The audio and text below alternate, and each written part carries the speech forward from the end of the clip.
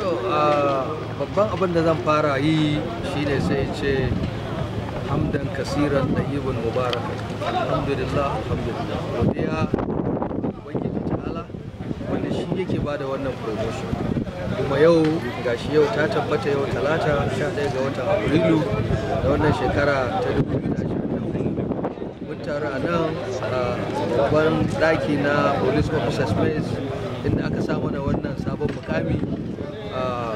Ba ni kadai ba ne, akwai assistant commissioner wanda yake a bangaren hulɗa da ayyukan yau da kullum wato operations acp Ibrahim Abdul, shi ma ya samu promotion an bashi DC. Akwai DPO na malumfashi Musa Hamza Ismari, shi ma chief superintendent ne na 'yan sanda, ya sami mukamin assistant commissioner. Sannan mu hudu ne waɗanda aka yi wannan promotion a jihar Katsina daga wannan rank na superintendent zuwa chief superintendent of police. Ne kiranka da takwarorinka da kuka samu wannan matsayi? To mu sani cewa duk lokacin da aka ce yau an ƙara maka girma, abinda ake nufi cewa to girma fa ya ƙaru, aiki ya ƙaru.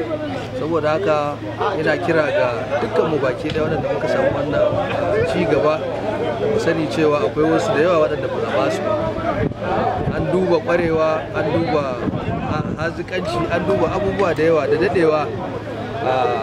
Aka ba mu wannan mukami, aka ba mu wannan ci gaba, kuma lallai ya kamata mu dage damtse mu tabbatar da cewa mun yaƙi laifuka a faɗin jihar Katsina baki ɗaya, al'umma ta zauna lafiya. Wannan shine babban abin da ɗan sanda ya sa a gaba na cewa zai kare lafiyar al'umma da dukiyoyinsu. A matsayinka na jami'in tsaro wanda aka kara ma matsayi, za ka ce ma kuma ko kuma wani albashir gare ka?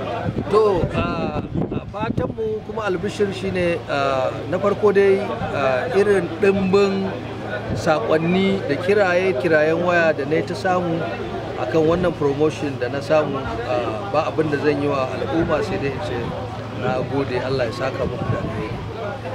Lallai na tabbatar da cewa al'umma suna tare da mu kuma suna bibiyan abubuwan da 'yan sanda suke gudanarwa.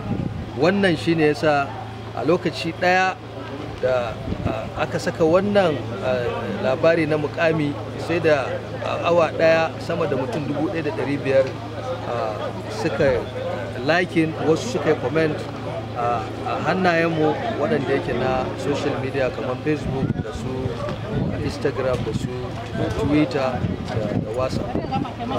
Al'umma suna tare da 'yan sanda kuma muna godiya kwarai da gaske, da fatan alheri da addu'o'i da aka ringa yi mana, kuma da yadda Allah waɗannan addu'o'i insha Allah albarkacin wannan wata na Ramadan Allah ya karɓe su insha Allah.